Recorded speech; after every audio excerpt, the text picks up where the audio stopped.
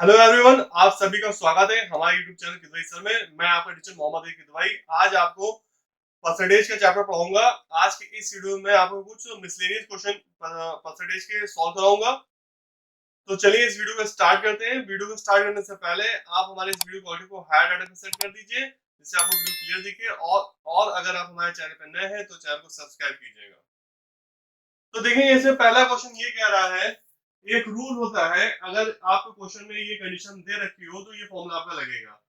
अगर आपको क्वेश्चन में दे रखा हो कि यदि प्रत्येक व्यक्ति एक आइटम अथवा दूसरे आइटम अथवा दोनों आइटम में अवश्य भाग लेता हो तो कुल संख्या अगर हमें निकालनी है कितने लोग जो थे वो पार्टी में थे, तो हम आपका जो हमारा जो फॉर्मूला होगा, जो कुल संख्या का फॉर्मूला होगा, वो होगा एक आइटम की संख्या प्लस दूसरे आइटम की संख्या माइनस दोनों आइटम की संख्या होगा।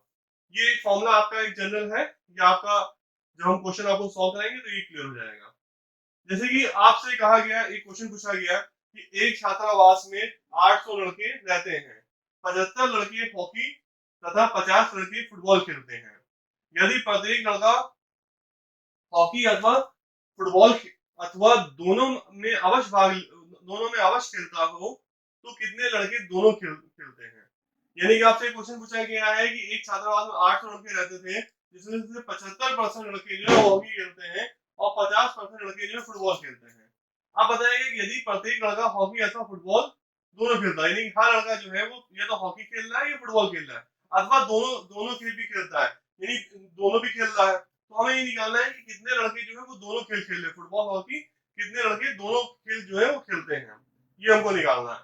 तो हम मान लेंगे कि एक्स लड़के जो है वो दोनों खेल खेलते हैं। तो हमारा जो फॉर्मूला होता था वो होता था कुल संख्या वस्तु एक आइटम की संख्या प्लस दूसरे आइटम की संख्या माइनस दोनों आइटम की संख्या। तो कुल संख्या कितनी है, एक छात्रावास में 8 लड़के, तुमने यहाँ पे 8 रख दिया। तो एक आइटम संख्या कितनी है, पहले जो है आपका 75% हॉकी खेल रहे, तो 75% 800 का हो जाएगा। 800 को 75% ये हॉकी का निकल आया, इतने हॉकी खेल रहे हैं। फिर फुटबॉल का निकल आया, 50% खेल रहे थे, तो 800 का जो 50% हुआ वो हमारा फुटबॉल लड़के खेल रहे थे वो हो गया। और माइनस होता था दोनों आइटम की संख्या। तो अब दोनों आइटम क्या, दोनों खेल खेलने वाले को हमने एक्स माना तो माइनस एक्स कर देंगे। तो यहाँ पे हमने सारे वैल्यू पुट कर दिया। तो अब यहाँ पे देखिएगा ये 800 का 800 इंटू 75/100 हो जाएगा, 75% था उसका। तो अब यहाँ से इसको सॉल्व कर लेंगे तो 600 आ जाएगा। और 800 इंटू 50% करेंगे तो 800 इंटू 50/100 हो जाएगा, तो ये 400 हो जाएगा, माइनस एक्स हो जाएगा, इक्वल्स टू 800 हो जाएगा। तो यहाँ से हम एक्स की जो वैल्यू हमारी आएगी वो 200 आएगी। तो जो लड़के दोनों खेल खेल रहे हैं वो उनकी संख्या 200 होगी। अब ये वाला क्वेश्चन देखेंगे, इसमें क्या रखा है कि एक कार्यालय में 70% कर्मचारी चाय तथा 40% कॉफी पीते हैं। यदि इनमें से प्रत्येक कर्मचारी कोई ना कोई एक पी अथवा दोनों पी लेता है तथा 25 कर्मचारी दोनों पी लेते हैं तो कार्यालय में कुल कितने कर्मचारी, ये हमको निकालना है। तो कुल संख्या हमको निकालनी है, कार्यालय में कितने लोग हैं। तो हमारा जो फॉर्मूला होता है कि यदि प्रत्येक व्यक्ति एक आइटम अथवा दूसरा आइटम या अथवा दोनों आइटम में अवश्य भाग लेता हो तो हमारा फॉर्मूला होता है कुल संख्या का सूत्र होता है एक आइटम की संख्या प्लस दूसरे आइटम की संख्या माइनस दोनों आइटम की संख्या होता है। तो अब हमें यहाँ पे कुल संख्या निकालनी थी तो हमारा फॉर्मूला यही लग जाएगा। तो इसमें हम मान लेंगे कि कार्यालय में कुल एक्स कर्मचारी है। तो एक्स कुल संख्या की हमने एक्स रख दिया। फिर 70% चाय पीते हैं तो 70% जो होगा वो एक्स का हो जाएगा कुल संख्या का, प्लस जो होगा 40% जो है वो कॉफी पीते हैं तो एक्स का 40% हो जाएगा। ठीक है। अब बताया गया जो दोनों पीते हैं वो 25 है, 25 कर्मचारी दे रखा है तो -25 हम यहाँ पे कर देंगे। फिर इसको हम पूरा सॉल्व कर लेंगे। यहाँ पे इसको सॉल्व करके आएंगे तो 7x/10 आ जाएगा, यहाँ पे 4x/10 आ जाएगा, -25 आ जाएगा। ये आपका यहाँ पे प्लस था तो 7x/10 प्लस 4x/10 जो होगा वो 11x/10 हो जाएगा, -25 हो जाएगा। फिर इस टर्म को उधर ले जाएंगे, इसको इधर लेके आ जाएंगे तो 11x/10 माइनस एक्स होगा, फिर एलसीएम निकाल लेंगे तो इसका लॉस सॉल्व करके लाएंगे तो x/10 आ जाएगा, x/10 25 हो जाएगा। तो x की वैल्यू जो आपकी आएगी वो 250 आएगी। तो जो कुल संख्या होगी कर्मचारी की वो 250 होगी। इसको नोट कर लीजिएगा। अब देखिएगा अगर आपके क्वेश्चन में ये कंडीशन दे रखी हो कि यदि कुछ लोग ऐसे भी हो जो कोई भी आइटम ना लेते हो, तो हमारा जो फॉर्मूला होगा वो ये होगा, कुल संख्या इक्वल टू होगा एक आइटम की संख्या प्लस दूसरे आइटम की संख्या माइनस दोनों आइटम की संख्या प्लस कोई भी आइटम ना लेने वालों की संख्या। ये हो जाता है फॉर्मूला। तो अब देखिएगा, हम क्वेश्चन से आपको इसको समझाते हैं कि जैसे कर क्वेश्चन आपको इस तरह का दे रखा है कि एक पार्टी में 68% लोगों ने कॉफी और 62% लोगों ने चाय पी, जबकि 25% लोगों ने कोई चीज नहीं पिया, ना चाय पिया ना कॉफी पिया। यदि कॉफी और चाय दोनों पीने वालों की संख्या 550 हो तो पार्टी में कुल कितने लोगों ने भाग लिया, ये हमको निकालना है। तो हमको कुल संख्या ये हमको निकालना है, ठीक है। तो अब देखिएगा, यही वाला फॉर्मूला हम लगा देंगे और हम मान लेंगे कि पार्टी में कुल जो है x लोगों ने भाग लिया। तो कुल संख्या यहाँ पे हम x रख देंगे। तो यहाँ पे 62% थे जिन्होंने चाय पी थी और 68% थे जिन्होंने कॉफी पी थी। तो 68% ऑफ हमारा x का हो जाएगा, 68% ऑफ x हो जाएगा। तो यहाँ पे x इंटू 68% हो जाएगा। फिर यहाँ इसी तरीके से यहाँ पे x का 62% हो जाएगा आपका। फिर जो दोनों आइटम उसके थर्ड आपका होता है दोनों आइटम की संख्या। तो दोनों जो चाय और कॉफी दोनों पीने वालों की संख्या 550 थी, तो माइनस 550 कर देंगे। और कोई भी आइटम ना लेने वालों की संख्या जो थी वो 25% है। तो 25% जो होंगे वो टोटल कुल संख्या के होंगे, x के होंगे। तो x इंटू 25/100 कर देंगे। तो इसको पूरा हम सॉल्व कर लेंगे तो 155 x/100 आ जाएगा और माइनस 550 आ जाएगा। फिर x को हम इधर लेके आ जाएंगे, इसको उधर लेके चले जाएंगे। तो 155 x/100 माइनस x हो जाएगा, इक्वल्स टू 550 हो जाएगा। तो इसका एलसीएम ले लीजिए आप, यहाँ पे 100x हो जाएगा। तो 155 x माइनस 100x करेंगे आप, अपॉन 100 करेंगे तो 55 x/100 आ जाएगा, इक्वल्स टू 550 हो जाएगा। यहाँ पे देखिए ये 55 x है, यहाँ पे 550 है, ये कैंसिल हो जाएगा 10 से। तो x की वैल्यू जो आपकी आएगी वो 1000 आएगी। इसको नोट कर लीजिए। अब ये वाला क्वेश्चन देखिएगा, ये ट्रिकी क्वेश्चन है। इसमें कह रखा है कि एक परिवार में 60% व्यक्ति चावल पसंद करते हैं, जबकि 50% व्यक्ति रोटी पसंद करते हैं। यदि 20% व्यक्ति दोनों चीजें पसंद करते हैं, तो उन लोगों का प्रतिशत क्या होगा जो ना तो चावल पसंद करते हैं और ना ही रोटी। ठीक है, तो ये हमको दे रखा है क्वेश्चन। इसमें हमको कहा गया है कि एक परिवार है जिसमें 60% व्यक्ति चावल पसंद कर रहे हैं और 50% व्यक्ति रोटी पसंद कर रहे हैं, और 20% व्यक्ति ऐसे हैं जो दोनों चीजें पसंद करते हैं। तो हमें उन लोगों की प्रतिशत निकाल क्या होगी जो ना तो चावल पसंद कर रहे हैं ना ही रोटी पसंद कर रहे हैं।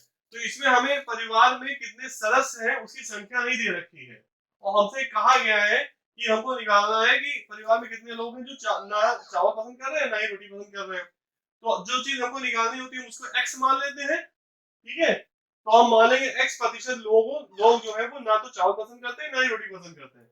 ये हमने एज्यूम कर लिया। अब देखिएगा, जो हमारे परिवार में कितने सदस्य हैं उसको 100% मान लेंगे, ठीक है। क्योंकि ये जो आपका 60% होगा ये भी 100 का ही होगा। 100 में से ही हम टोटल निकालते हैं। तो हमने यहाँ पे एक ट्रिक लगाई कि जो टोटल परिवार में जितनी कुल संख्या थी लोगों की उसको 100% मान लिया, क्योंकि हमें प्रतिशत में निकालना था। तो हमने 100% मान लिया उसको।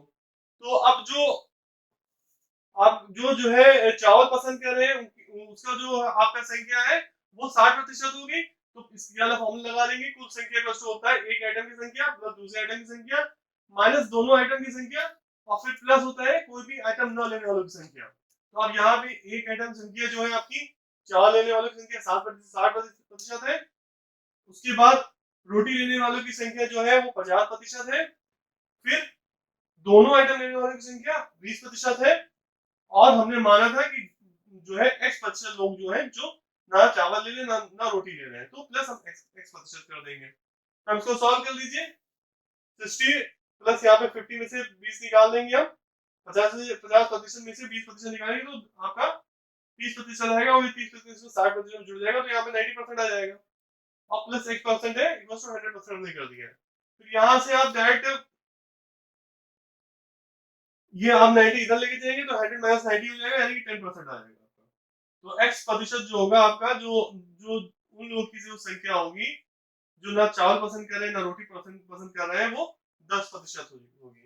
यहाँ पे आप परसेंट ना लगाते हैं, डायरेक्ट 100 मान लेते हैं जो परिवार के सदस्य थे, तो यहाँ पे 60 दे रखा था, यहाँ पे 50 था, क्योंकि आपका टोटल 100 में से लेके हम चलते हैं तो यहाँ पे 60 आ जाते हैं लोग उसके, तो 60% ऑफ 100 का हो जाता, तो 60 अपॉन 100 इंटू 100 हो जाता, तो 60 आ जाते हैं, यहाँ पे 50 आ जाते हैं, यहाँ पे 20 आ जाता, और यहाँ पे x आ जाता। तो उस तरीके से भी निकालते तब भी x की जो वैल्यू होती है वो आपकी 10 आती। तो इस तरह से क्वेश्चन सॉल्व किए जाते हैं। और इसमें ये क्वेश्चन में हमने यही ट्रिक लगाई थी जो हम लोग ने माना था, जो चावल नहीं पसंद कर रहे हैं, रोटी नहीं पसंद को एक्स माना था, और टोटल परिवार के सदस्य को हमने 100 मान लिया था।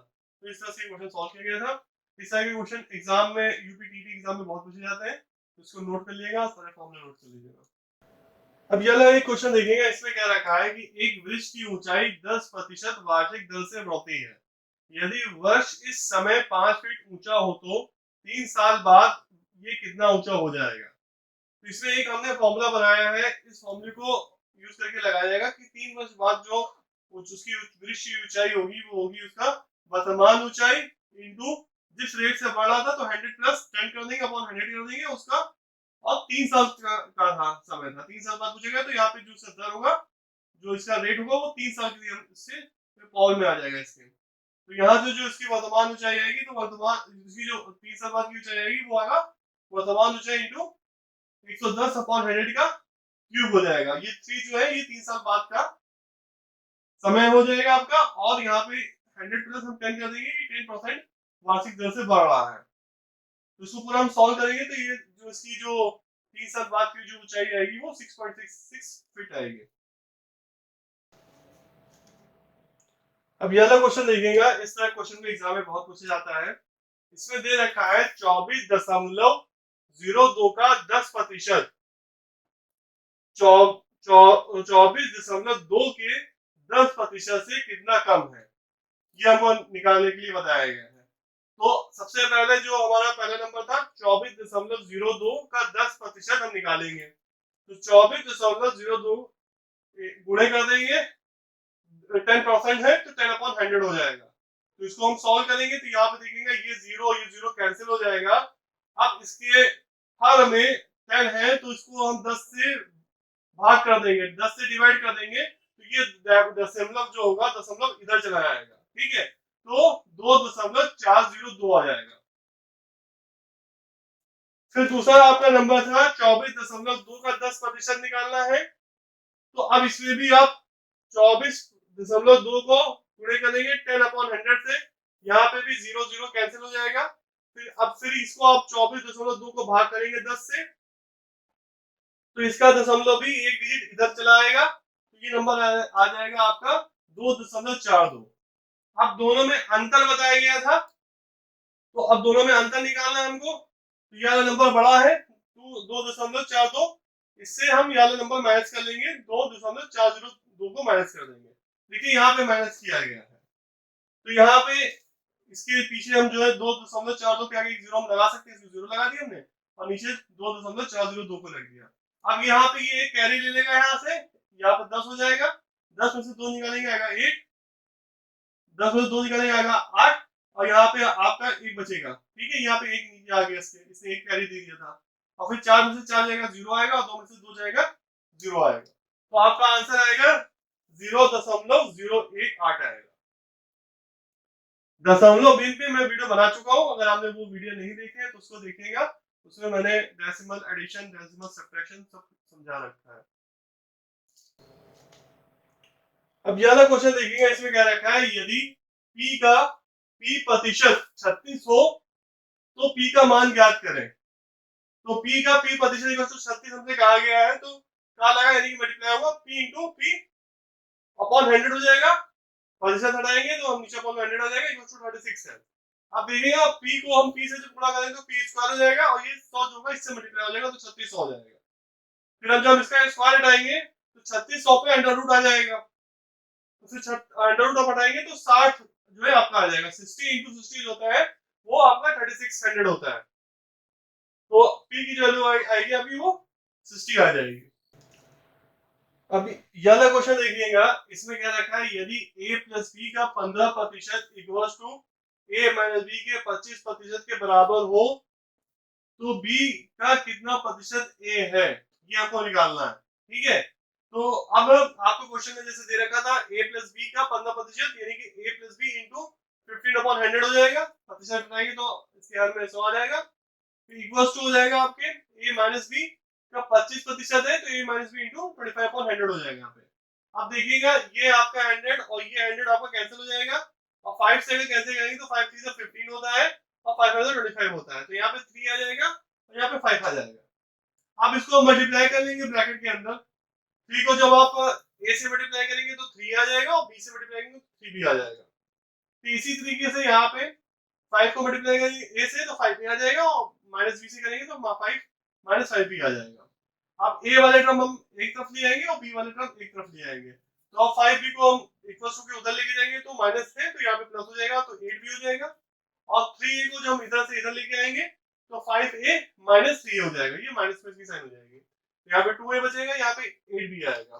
फिर आप देखिएगा 8b इक्वल्स टू 2a है, अब आप 2 से डिवाइड कर दीजिए तो a इक्वल्स टू 4b आ जाएगा, यानी a b का 4 गुना है, a b का 4 गुना यहाँ से हमने ये निकाला, यानी कि a अगर 100% होगा तो b का 400% निकलेगा हमारा।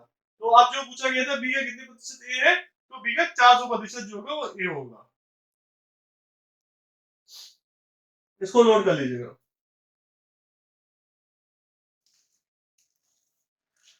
Thank you for watching this video. आप हमारे चैनल को सब्सक्राइब करें और वीडियो अच्छा लगे तो लाइक करें और बेल वाला घंटा बजा दें जिससे आपको आने वाली वीडियो का नोटिफिकेशन मिलता रहे। इसके ये मैंने प्रतिशत के चैप्टर कंप्लीट कर दिया है। अब इसके बाद मैं आपको संख्या पद्धति बताऊंगा, उसमें मैं आपको शॉर्ट फॉर्मूले बताऊंगा और उस पर क्वेश्चन सॉल्व कराऊंगा। आप भी हमारे साथ साथ नोट्स बनाते चलिए और हर वीडियो को ध्यान से देखिए और क्वेश्चन नोट करके नोट्स बनाते रहिए। एक एक करके आप इस पूरा हम आपको कोर्स यूपीटीटी एग्जाम कंप्लीट करा देंगे और आपका सारा कॉन्सेप्ट क्लियर करा देंगे। तो हमारे चैनल को सब्सक्राइब करें और बेल वाला घंटा जरूर बजा दें जिससे आपको वीडियो मिलता रहे। Thank you for watching this video.